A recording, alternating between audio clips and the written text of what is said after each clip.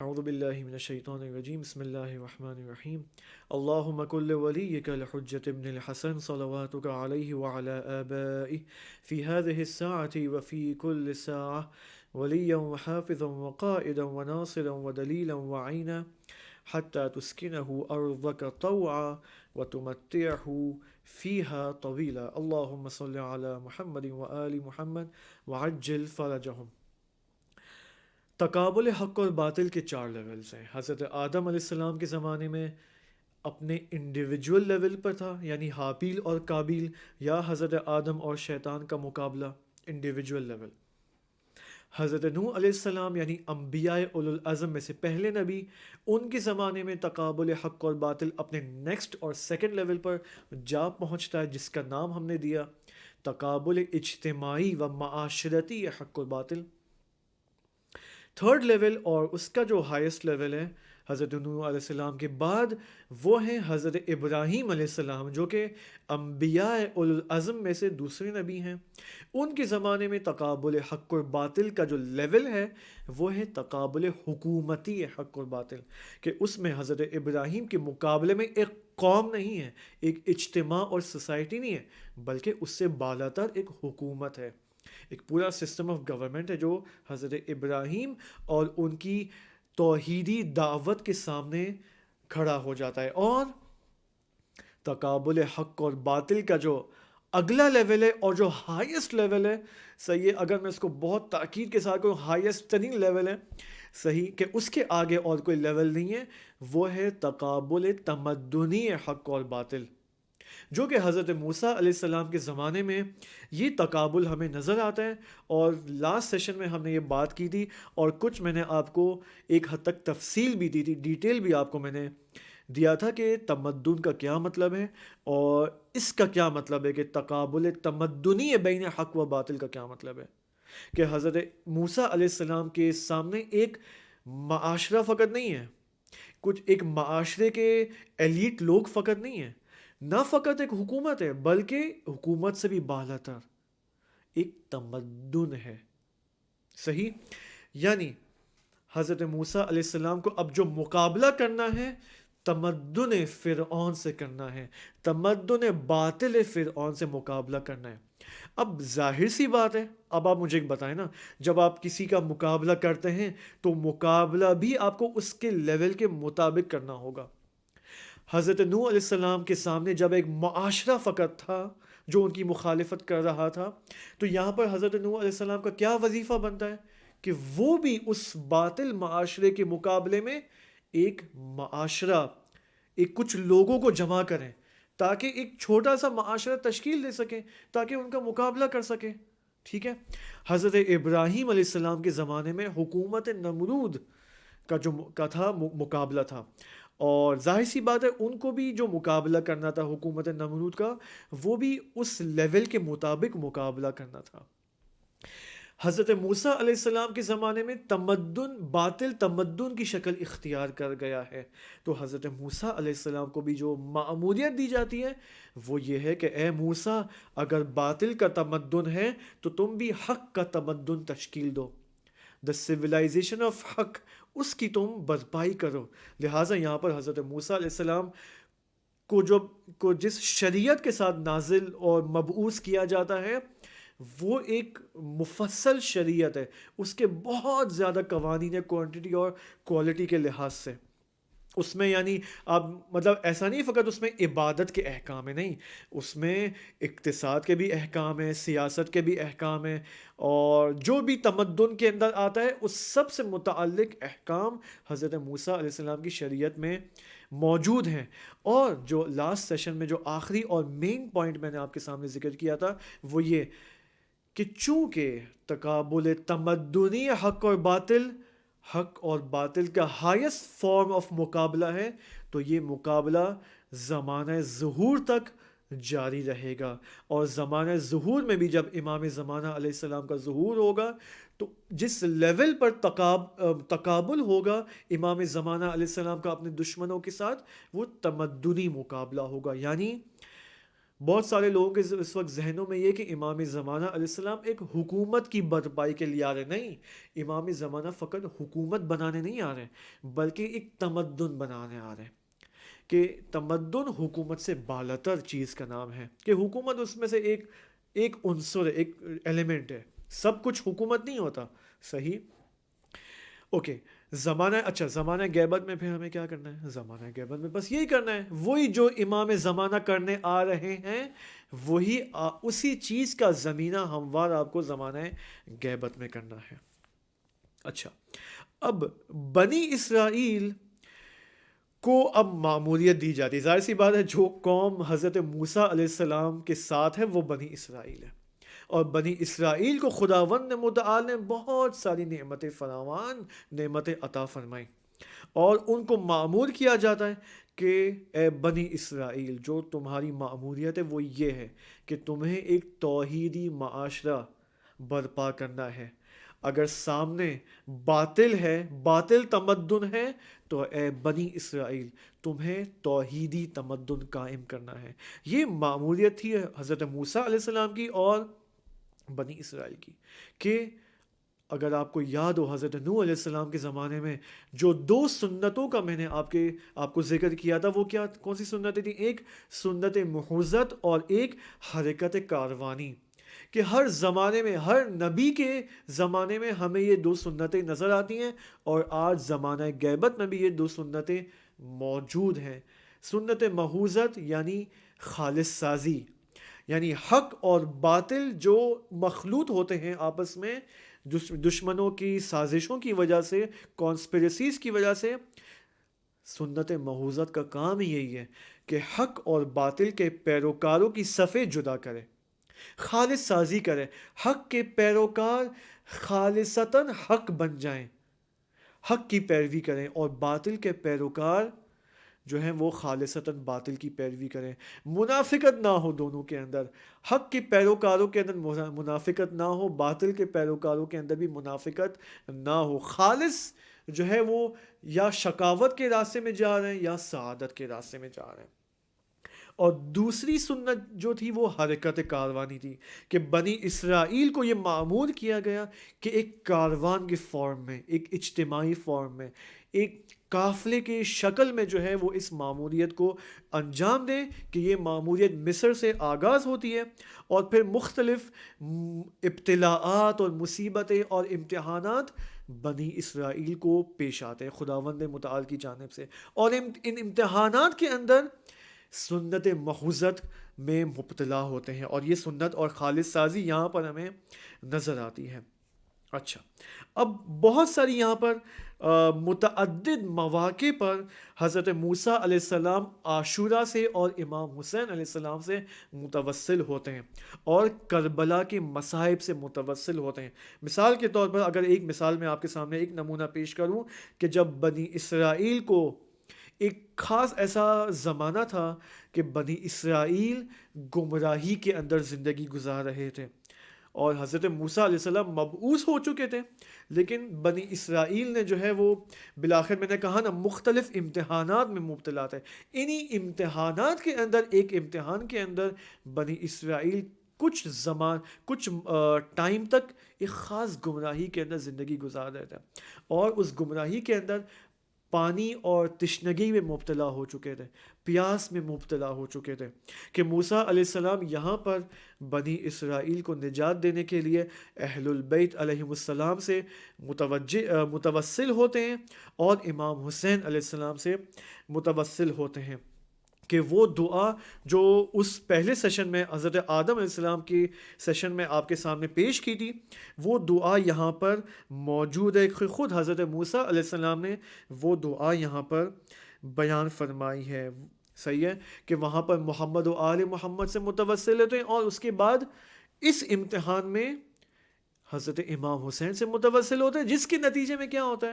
خداوند متعال کی جانب سے ایک عظیم نعمت بنی اسرائیل کو عطا ہوتی ہے. وہ نعمت کیا ہے؟ کہ خداوند سبحان نے 12 چشمے، پانی کے جوشان اور جوشیلے چشمے جو ہے بنی اسرائیل کے لیے 12 چشمے جاری کیے، اور نتیجے میں آپ دیکھیں بنی اسرائیل کو یہ نعمت ملتی ہے کس کے توسط سے؟ امام حسین کے توسط سے۔ اب بہت سارے یعنی حضرت موسیٰ علیہ السلام کے کا واقعہ اور ان کا قصہ بہت طولانی ہے قرآن مجید کے اندر۔ جس نبی کا سب سے زیادہ ذکر ہوا ہے وہ حضرت موسیٰ علیہ السلام کا ذکر ہے۔ اور یہاں پر علماء فرماتے ہیں کہ اگر چونکہ خداوند متعال کا کام بے حکمت نہیں ہوتا، اور سب سے زیادہ جو ہمیں قصہ نظر آتا ہے قرآن مجید کے اندر وہ حضرت موسیٰ کا ہے، تکرارن ریپیٹیشن کے ساتھ، اس کا مطلب یہ ہے کہ حضرت موسیٰ علیہ السلام کا ایک بہت بڑا رول بنتا ہے زمانہ غیبت کے اندر اور زمانہ ظہور کے اندر۔ ایک اہم رول کیا ہے، خود میں نے آپ کے سامنے کل سے ابھی تک میں بیان کر رہا ہوں، وہ کیا ہے کہ حضرت موسیٰ علیہ السلام کے زمانے میں جو تقابل حق اور باطل جس شکل کو اختیار کر لیتا ہے وہ ہے تمدنی شکل، اور امام زمانہ علیہ السلام کی جو معمولیت ہے وہ ہے حیات طیبہ اور تمدن الہی کی برپائی۔ اب آپ دیکھیں روایات متعدد روایات ہے کہ امام زمانہ علیہ السلام کا جب ظہور ہوگا تو ان کے ساتھ مختلف سنتیں ہوں گی، انبیاء کی وراثتیں ان کے ساتھ ہوں گی۔ روایت کے اندر ہے کہ امام زمانہ جب ظہور کریں گے تو ان کے پاس سنت یوسفی بھی ہوگی، سنت عیسوی بھی ہوگی اور سنت موسوی بھی ہوگی، اور ان کے پاس وہی عصا ہوگا جو حضرت موسیٰ علیہ السلام کے پاس موجود تھا۔ بس آپ دیکھیں حضرت موسیٰ اور امام زمانہ میں بہت شباہت ہے۔ اب یہ اس کے لیے مختلف سیشنز چاہیے مہدویت کے عنوان سے، کہ مہدویت کے موضوع میں ہمیں دیکھنا ہوگا کہ حضرت موسیٰ علیہ السلام اور امام زمانہ علیہ السلام میں کیا شباہت موجود ہے۔ اب انفارچونیٹلی متاسفانہ ایک بہت ہی غلط تصویر پیش کی جاتی ہے حضرت موسیٰ کے بارے میں، اور چونکہ حضرت موسیٰ کے بارے میں غلط تصویر پیش کی جاتی ہے نتیجے میں امام زمانہ کی تصویر بھی یعنی نادرست جو ہے وہ پیش کی جاتی ہے۔ مثلا حضرت موسیٰ علیہ السلام کے بارے میں مشہور ہے، روایات کے اندر بھی ہے، یہ الفاظ موجود ہیں کہ حضرت موسیٰ ایک جلالی نبی تھے، جلال تھا ان کے چہرے پہ۔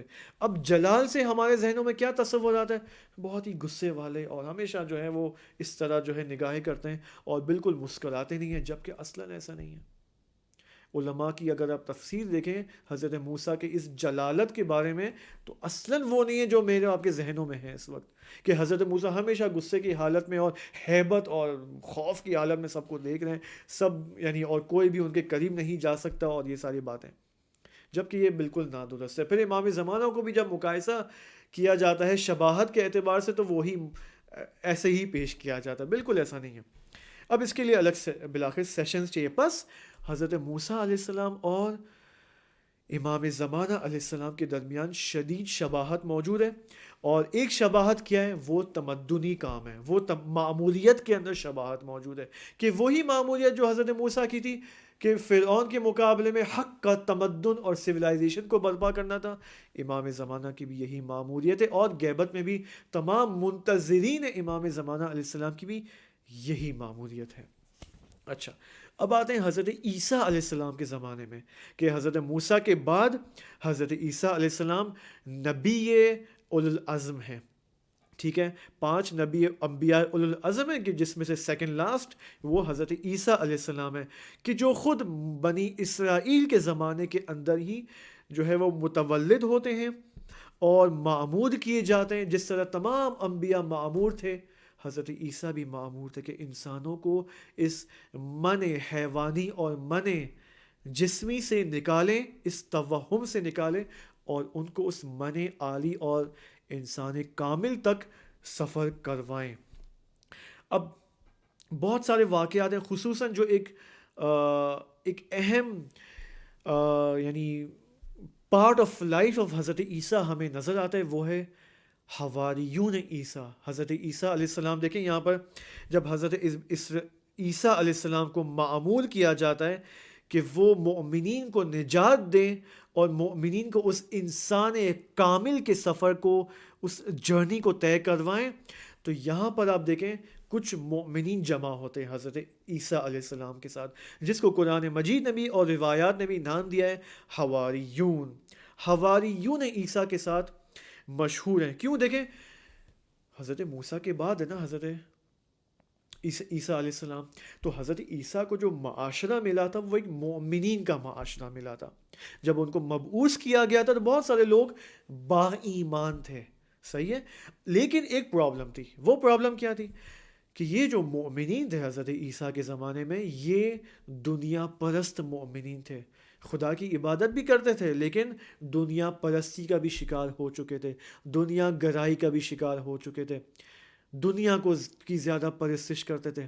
یہاں پر حضرت عیسیٰ علیہ السلام نے دیکھا کہ نہیں، اب ان مومنین کو نجات دلانی ہے، ان مومنین کو دنیا پرستی سے، پیسہ پرستی سے نکالنا ہوگا.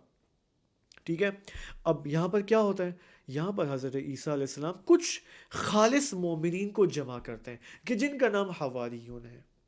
ان کو جمع کرتے ہیں اور کیا ہوتا ہے؟ ان کو اپنے ساتھ لے جاتے ہیں. یعنی یہ جو حواریون ہیں اب یہ 24 گھنٹے حضرت عیسیٰ علیہ السلام کے ساتھ ہے. لمحہ بے لمحہ، لہجہ بے لہجہ حضرت عیسیٰ علیہ السلام کے ساتھ ہیں.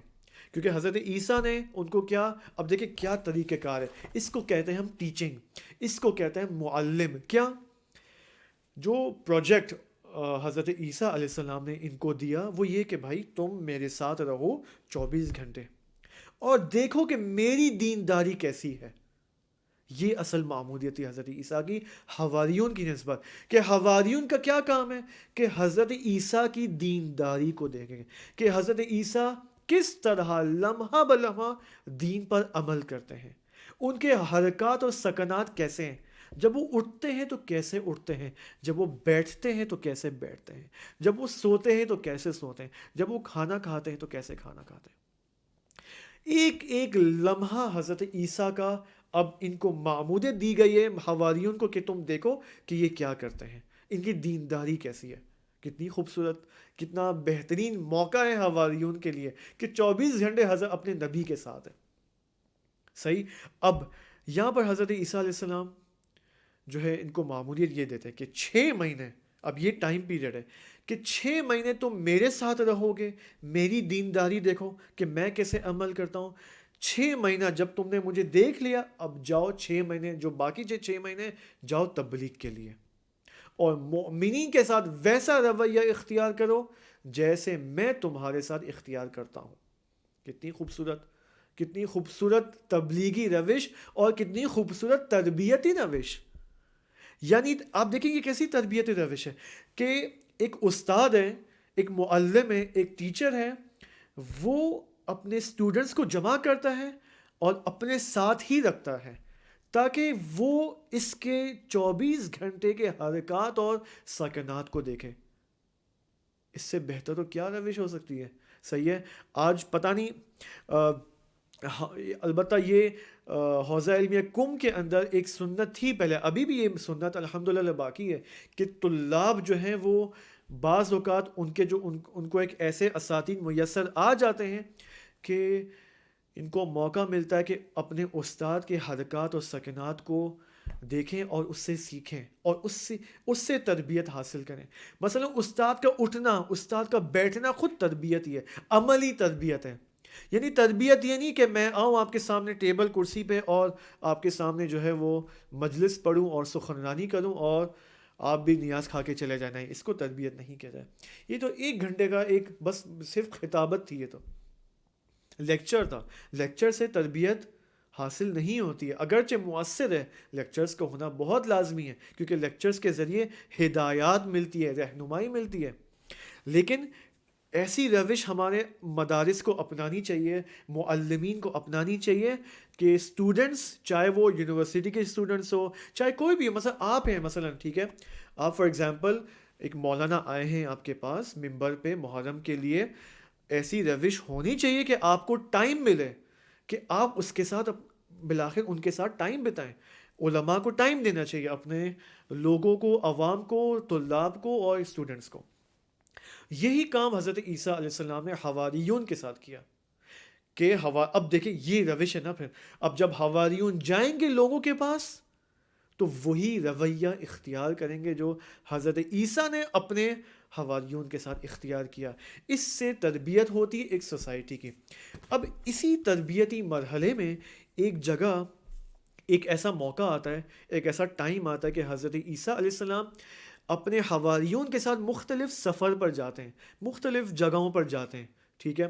ان سفر میں سے ایک ایسا سفر تھا کہ حضرت عیسیٰ علیہ السلام اپنے دیکھیں حرکت کاروانی، یاد رکھیں یہ حرکت کاروانی ہے کہ حضرت عیسیٰ اپنے اسٹوڈنٹس کے ساتھ، حواریون کے ساتھ سفر پر جا رہے ہیں، اس کو حرکت کاروانی کہتے ہیں۔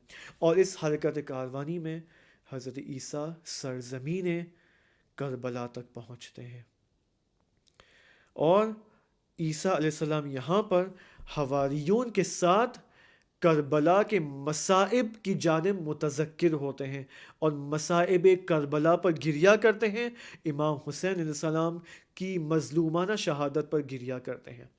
بس آپ دیکھیں عیسیٰ علیہ السلام یعنی امام حسین علیہ السلام ہر جگہ موجود ہیں، ہر جگہ موجود ہیں۔ اگر دیکھیں اگر انبیاء علیہ السلام کے ساتھ امام حسین مسلسل موجود ہیں، اس کا مطلب یہ ہے کہ امام حسین کا ایک عظیم کردار ہے ہر زمانے میں، ہر زمانے میں۔ اگر میں اور آپ چاہتے ہیں کہ اپنی مشکلات کو حل کریں، کووڈ-19 میں اس وقت بہت سارے لوگ مشکلات ہیں، کسی کے رشتہ دار مر رہے ہیں، کسی کے ماں باپ موت کا شکار ہو رہے ہیں، کسی کی جاب جاری ہے، یہ یعنی ہر بندہ مشکلات میں ہے بالآخر۔ کیوں؟ کیونکہ ہم آخر الزمان میں ہیں۔ روایات کے اندر ہے کہ جیسے جیسے آخر الزمان کا جو ٹائم ہے وہ آگے جائے گا، فتنوں میں اضافہ ہوگا، مشکلات اور مصیبتوں میں اضافہ ہوگا۔ کیوں؟ تاکہ خالص سازی ہو سکے، تاکہ سنت محوظت کا اعمال ہو سکے، امپلیمنٹیشن ہو سکے، اور مومنین کا امتحان لیا جائے کہ کون با ایمان ہے اور کون واقعاً بے ایمان ہے۔ یہ واقعاً خالص سازی کے امتحانات ہیں جس وقت میں اور آپ اس میں مبتلا ہیں۔ صحیح، کس قدر مجھے اور آپ کو خدا پر ایمان ہے۔ اگر میری جاب چلی جائے اور مجھے 6 مہینے تک جاب نہیں ملی تو کیا میں خدا سے ایمان اٹھا لوں اپنا اور بنگلہ دیشی باباؤں کے پاس جاؤں، ان سے تعویذ لوں؟ یہ امتحان ہے۔ یا میں چوری کروں، میں خدا نہ خواستہ، نعوذ باللہ۔ دیکھیں اس وقت اسی کووڈ-19 کے بعد جب مختلف کنٹریز کے اندر اقتصاد جو ہے خراب ہوئی ہے، تو چوریوں میں اضافہ ہوا ہے۔ خدا نہ خواستہ ان چوریوں میں مسلمان بھی ہو، خدا نہ خواستہ۔ اس کا مطلب اگر ایک مسلمان چوری میں مبتلا ہوا ہے، اس نے چوری کی ہے، اس کا مطلب یہ ایمان میں فیل ہوا ہے، سنت محوظت کے امتحان میں یہ فیل ہو چکا ہے۔ بس میں اور آپ اب اس آخر الزمان میں جب ظہور کے قریب ہوتے جا رہے ہیں تو اپنے آپ کو بچائیں، یہاں پر اپنے ایمان کو بچائیں، اور بہترین طریقہ اپنے ایمان کو بچانے کا حضرت امام حسین علیہ السلام پر گریہ کرنا ہے، اور اگر اپنی مشکلات حل کرنی ہیں تو امام حسین سے متوسل ہوں، امام حسین سے اپنی مشکلات کو حل کریں۔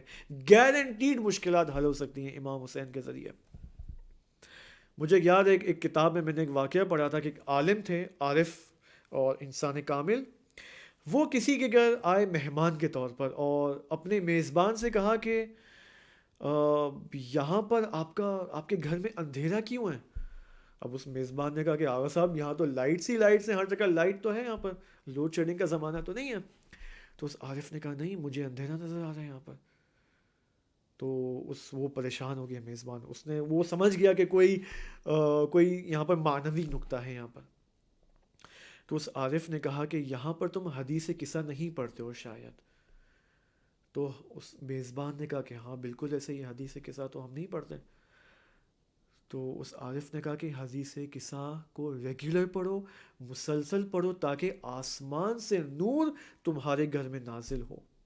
اب آپ دیکھیں یہ عارف کہہ رہا ہے کہ حدیث قصہ کے ذریعے کیا ہوتا ہے؟ حدیث قصہ کے ذریعے انسان کا گھر منور ہوتا ہے، آسمان سے گھر منور ہوتا ہے، آسمان سے نور نازل ہوتا ہے یہاں پر۔ تو دیکھیں یہ وہ ساری چیزیں کہ میں اور آپ ہمیں فری میں دی گئی ہیں ائمہ خدا علیہ السلام کی جانب سے۔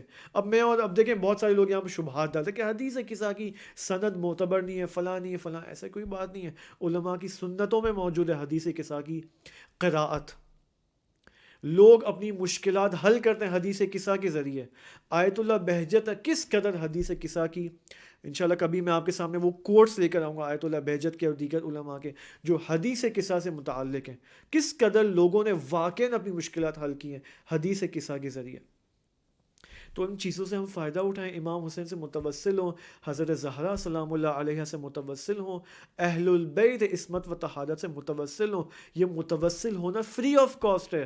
بنگلہ دیشی بابا کے پاس جائیں گے، ان کو پیسے دینے پڑتے ہیں، اگر وہ پیسے نہیں بھی لیتے تو ان کے کام کی کوئی گارنٹی نہیں ہے، اگر وہ آپ کا کام کر بھی دے تو بھی شارٹ ٹرم کام ہے، اور اس میں بھی علماء کہتے ہیں کہ شاید شرک ہے یہاں پر، کہ یہ شرک ہے، بنگلہ دیشی باباؤں کے پاس جانا، سحر و جادو سے متوسل ہونا شرک ہے علماء کے بقول۔ لیکن اہل البیت علیہ السلام نے خود کہا کہ اگر تمہیں کوئی مشکل ہے تم میرے پاس آؤ، ہمارے پاس آؤ۔ اس وقت آپ کو اعتقاد ہے اس بات کا کہ امام زمانہ علیہ السلام آپ کو اس وقت دیکھ رہے ہیں؟ ہے اعتقاد یا نہیں ہے؟ ممکن ہے جی جی بالکل ہے، اعتقاد ہے، لیکن پریکٹیکلی مجھے بتائیں، پریکٹیکلی عملاً اگر میں آپ سے اس وقت ابھی پوچھ رہا ہوں تو آپ ممکن ہے کہیں جی بالکل ہمیں اعتقاد ہے، لیکن عملی طور پر جب ہم آفس جاتے ہیں، کالج جاتے ہیں، مختلف مشغولیات میں مشغول ہوتے ہیں، تو اس وقت ہم آیا ہمارے ذہن میں یہ بات آتی ہے کہ امام زمانہ مجھے دیکھ رہے ہیں؟ اگر میں امام زمانہ علیہ السلام کو اب یہاں سے اگر میں سلام پیش کروں، السلام علیکم یا صاحب العصر والزمان، تو کیا مجھے یقین ہے اس بات کا کہ امام زمانہ میرے سلام کا جواب دیں گے؟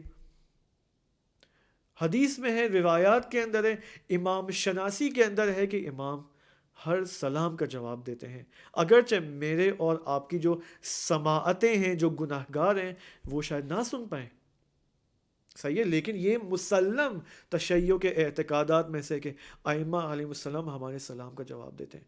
نہ فقط ائمہ علیہ السلام، اب قبرستان میں اپنے رشتہ داروں کے پاس جائیں جو قبر میں اس وقت مدفون ہیں، ان کو سلام پیش کریں، وہ آپ کے سلام کا جواب دیتے ہیں۔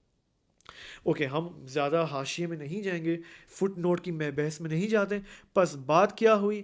حضرت امام حسین علیہ السلام ہر زمانے میں موجود ہے۔ عاشورہ فرا زمانی ہے، فرا مکانی ہے، فقط ایک خاص حادثے کا نام نہیں جو 61 ہجری میں رونما ہوا، بلکہ فرا زمانی اور فرا مکانی ہے۔ یہاں تک جو ہم نے آپ کے سامنے ان 5 سیشنز کے اندر بات کی وہ یہ تھی کہ انبیاء علیہ السلام کے زمانے میں عاشورہ کا رول اور کردار نمایاں ہے۔ اب اس اعتبار سے دیکھیں اربعین کو، کہ اربعین کا اب یہاں پر کیا رول بنتا ہے، کہ اگر عاشورہ کا اس قدر رول بنتا ہے کوالٹی کے لحاظ سے، اور عاشورہ باعث بنتا ہے کہ ہر نبی کو ان کی مختلف مصائب اور امتحانات میں ان کو نجات دے، تو اربعین کا بھی یہی کردار ہے جو عاشورہ کا ہے۔ اب ہم انشاءاللہ اگلے سیشن میں آئیں گے اور نبی ختمی صلی اللہ علیہ وآلہ وسلم کے زمانے کو دیکھیں گے۔ اگلا سیشن تھوڑا دقیق ہوگا، تھوڑا مشکل ہوگا، ہم تاریخی اعتبار سے بھی دیکھیں گے اور کچھ علمی لحاظ سے بھی دیکھیں گے کہ نبی اکرم کا ہدف کیا تھا، کہ اس کے ذیل میں ہمیں معلوم ہوگا کہ انبیاء علیہ السلام کا ہدف کیا تھا، اور پھر ہمیں پتہ چل جائے گا کہ عاشورہ کا ہدف کیا تھا اور انبیاء کا ہدف کیا تھا۔ والسلام علیکم ورحمۃ اللہ وبرکاتہ۔